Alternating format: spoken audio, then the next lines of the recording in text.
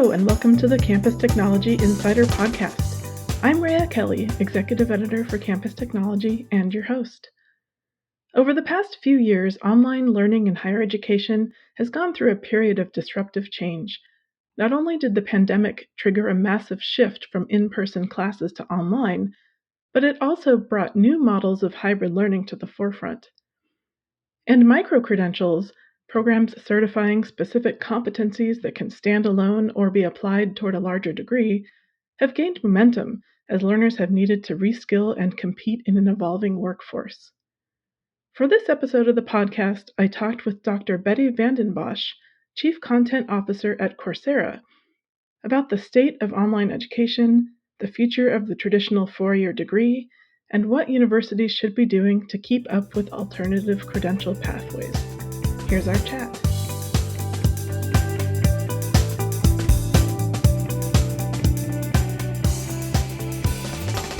Hi, Betty. Welcome to the podcast. Such a pleasure to be here, Rhea. I'd love for you to tell me about your role at Coursera. Like, what does it mean to be Chief Content Officer? And also, I know you have an extensive background in online education, so I'd love to hear all about that. Well, Rhea, I have to tell you, it's kind of a comedy. I seem to keep getting jobs that nobody knows what that job is or does. Right now, I'm the Chief Content Officer at Coursera. Who is a Chief Content Officer? What do they do? Well, this is the best job on the planet. I have the distinct privilege to lead a group of folks who work to understand what the learners on our platform are looking for and the best content that the partners on our platform have to offer them, and making sure that there's a match, that our partners are providing the content that they're most able to provide, and that our learners are getting everything that they need. That's really what my job is. So I work with partners and we talk to learners and we make the connection. Why am I qualified to do that? Well, because I've had a lot of other jobs where I did things that nobody knew what I was doing. I was the chancellor at Purdue University Global. Now, in the education space, people know what a chancellor is. But I told my mother I was a chancellor. She wasn't really all that impressed.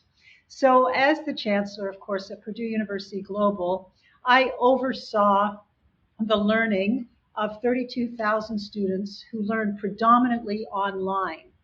And Purdue University Global was the acquisition by Purdue University of Kaplan University.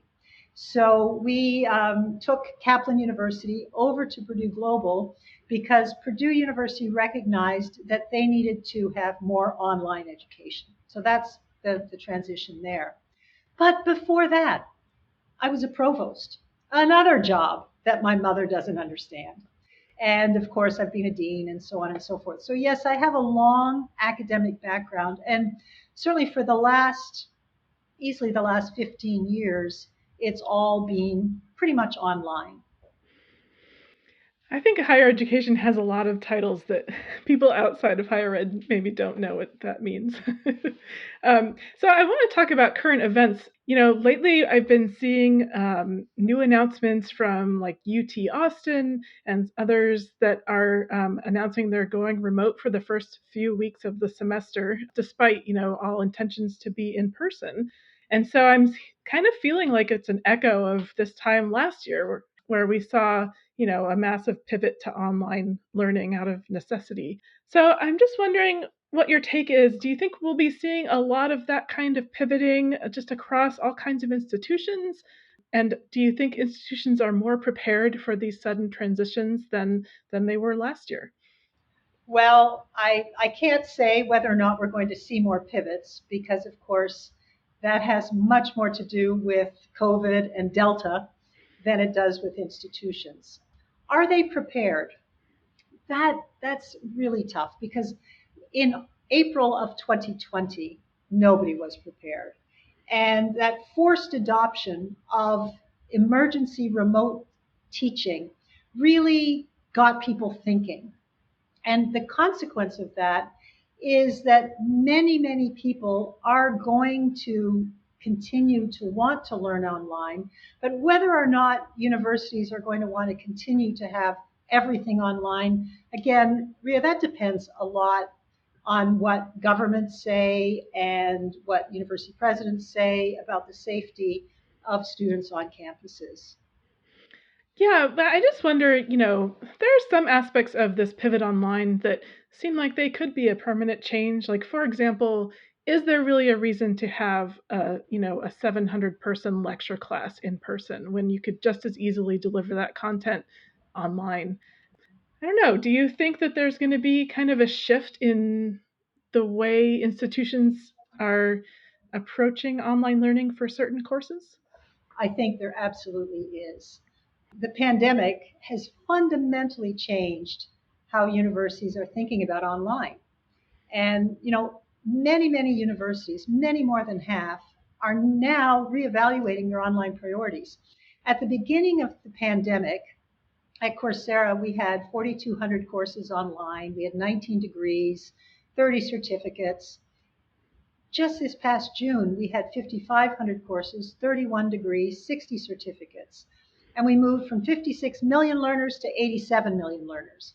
Now, that's Coursera, but of Coursera is its partners. And those partners are teaching all these students. I think what's happening is that as students got the taste for online learning, several trends are just going to stay. There's no question.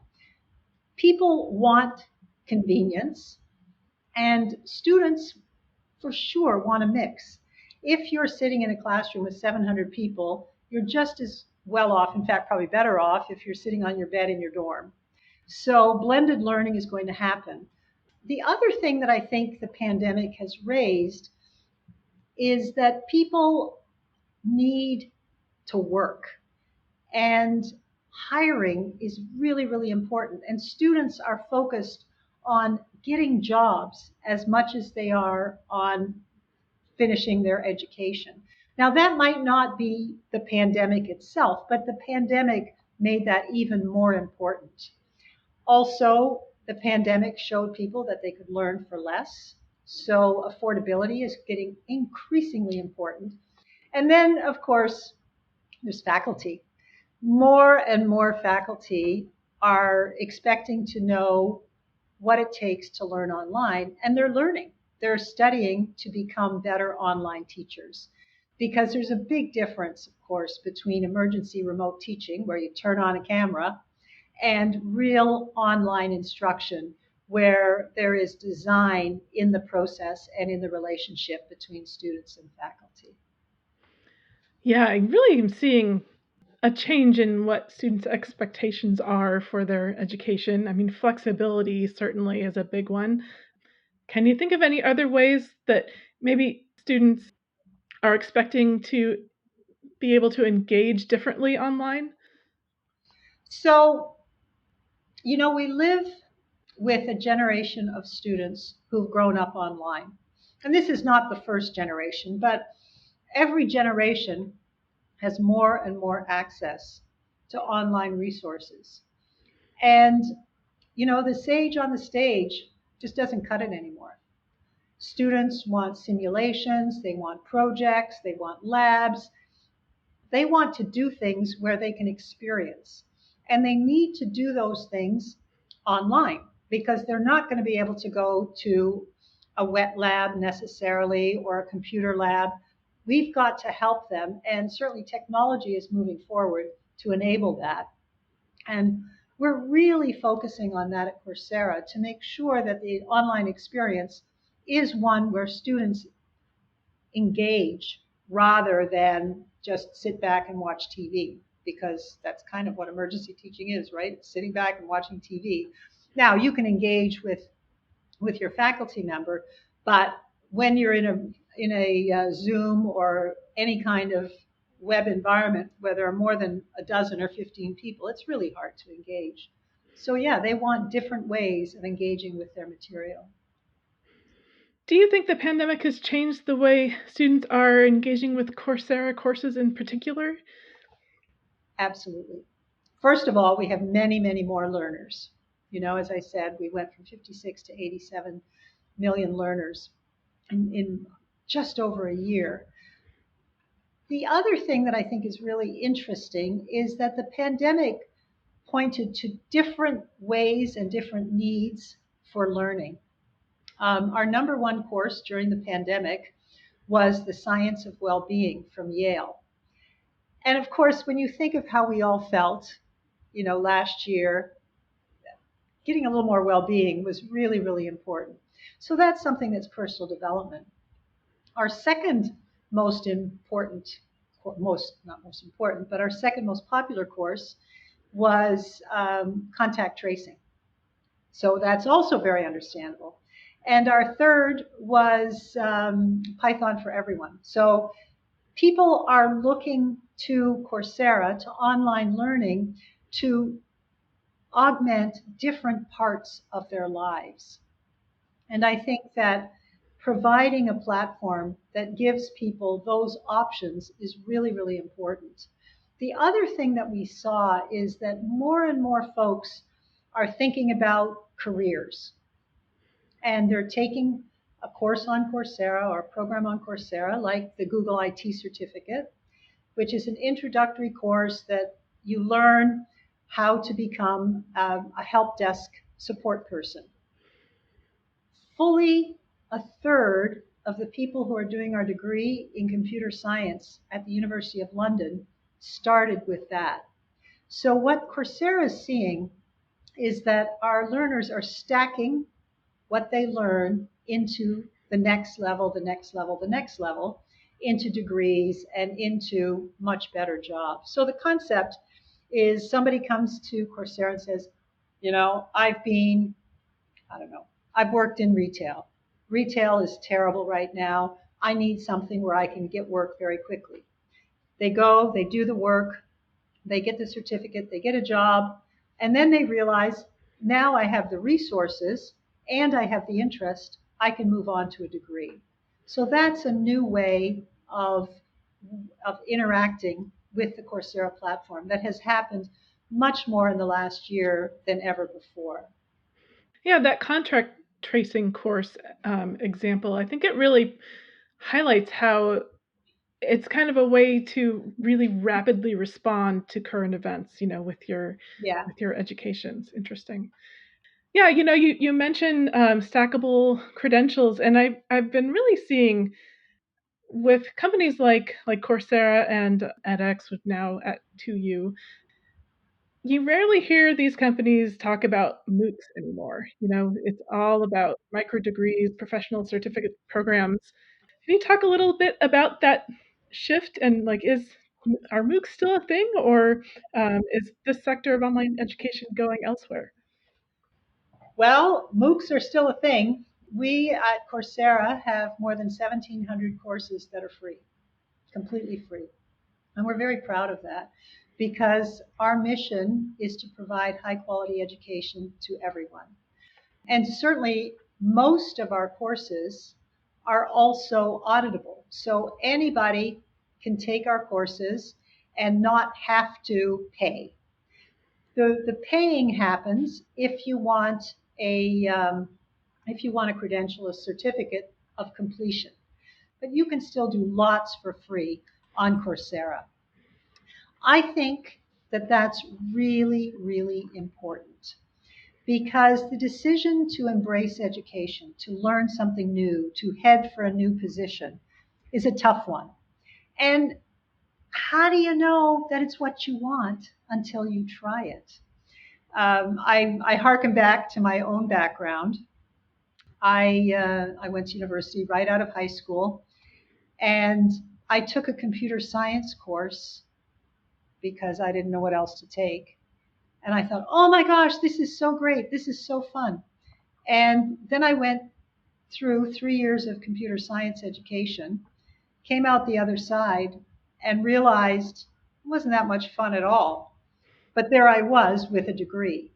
And if you can try before you buy, you have the opportunity to see whether or not you're a good fit. You have the opportunity to explore a little bit. So we at Coursera really encourage our learners to try things out to see what makes sense. I think it's also really important to think about completion. You know, lots of folks complain, well, nobody ever finishes anything, and isn't that terrible? And people should finish their degrees. But really, the prize is you should have a career that you care about and that you love. And by trying things and not having to make a 3-year investment in order to try, I think that really is beneficial to learners. And it's so easy for us at Coursera to encourage, which is what we do. Years ago, we used to hear a lot about kind of DIY education, where you're putting together, free resources, MOOCs, maybe community college courses, and just kind of getting what you need from different places and perhaps free or low cost. Is that still a thing, do you think, or do people really need more formalized sort of, even if they're micro degrees, it's kind of like some sort of certificate program? It's a great question. It's so hard to answer because it depends on the learner. There are people who can scrabble together and they're brilliant, and going to university would be just such a waste of time for them. Of course, we have the famous examples in the technology world. I'm not going to say everybody's name, we all know them. But for most of us, we're not disciplined enough and we're not focused enough to be able to do that in a way that will build and lead us to something that is a rewarding career. So, you know, I would not advise, and I didn't advise my child, to just fiddle around and do what you like. However, once you're an adult and once you have sort of made your way and you want to make a change, trying different things is not a bad way to go. But that's not the same as your first credential. I really like what we're doing now with our MicroCredentials.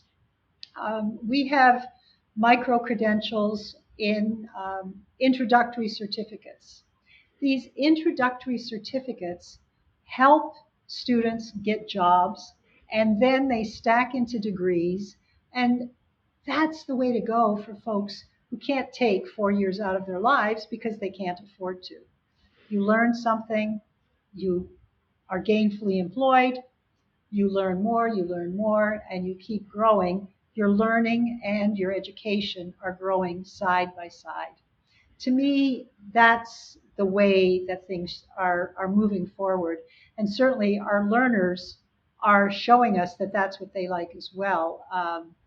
Last year, we had about 400,000 students in those kinds of courses in introductory certificates. And this year, we've already got more than 1 million. It's hard for me because I'm the product of that 4-year liberal arts education, and it was such a time of like personal growth. So I get nervous about prioritizing specific job skills over that sort of, learning for the sake of learning. But of course, I know that route of a traditional 4-year university is obviously a privilege that's not available to every student. So do you think that micro-credentials, in the way you were describing them, is a solution to those kinds of issues of equity and access? I think it's a really important start. I too went straight to university, finished my degree, and it was fabulous. But as you say, it's a privilege. And it's a privilege in the United States and even more so in the rest of the world. And I think it's incumbent upon us to help people who don't have that privilege to build enough knowledge to do something that they find meaningful, that's meaningful to them, get started, and then keep going. That to me is the way that we can provide access. It's not just a case of let's provide a scholarship and then this person can go to school for 4 years. All kinds of challenges with that approach, particularly for those millions and millions in the United States, 37 million people started university and didn't finish. Those folks are not, a scholarship is not going to get them through school, right? They have to work. They have to keep moving forward in their lives. So stacking bits, that's the way forward, I think. And I don't think we should give up on liberal education. I'm very encouraged by the courses that people are taking on the Coursera platform when they don't have to. Just this year, we had a huge explosion of a course called Indigenous Canada. And that course talked obviously about the Indigenous peoples of Canada and became very important to Canadians because of the current news in Canada. That happens on Coursera all the time. And because we have such a broad catalog, over and over again, people come to us to look and say, is there something here I can learn to help me with? You know, when the George Floyd I don't even want to talk about it, but when that all happened, people came to Coursera to see what was there. So people are learners and they learn about racism, about equity, about religion on Coursera, as well as about getting those skills so they can get a job and move on to their careers. Both of those are important in the psyche of the human condition. Starting to get a little philosophical here. Sorry about that. Yeah, no, what I'm hearing is that it is possible to learn for the sake of learning on, a platform like Coursera, or through through Stackable, MicroCredentials. So, what do you think universities should be doing to compete with or coexist with all these alternative credential pathways for students? I think universities should embrace them. What we have found on Coursera is because we have so many paths and so many options, we are truly helping with access. During the pandemic, women learned more online. The share of all our course enrollments went from 38% to 45%. And in STEM, before the pandemic in 2019, 31% of our STEM courses were taken by women, and afterwards it was 38%. The growth on Coursera is coming from the developing world. Our growth is huge in Africa, India, Latin America. Universities need to think about that and think, what can we do to make sure that our really important content gets to the world? And that's something that I think not enough universities are thinking creatively about. Like, from my perspective, just come to Coursera will help you come to the world.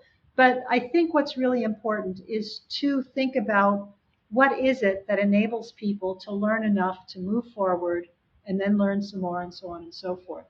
And the universities need to be creative. The degree is not dead. Absolutely not. I would never recommend that a young person not get a degree. But at the same time, paths to degrees are growing increasingly flexible, and institutions need to become more flexible along with that. I think that's a great place to stop. Thank you so much for coming on. Thank you.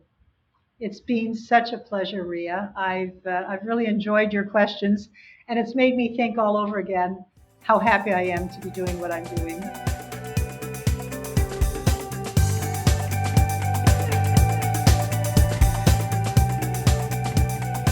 Thank you for joining us.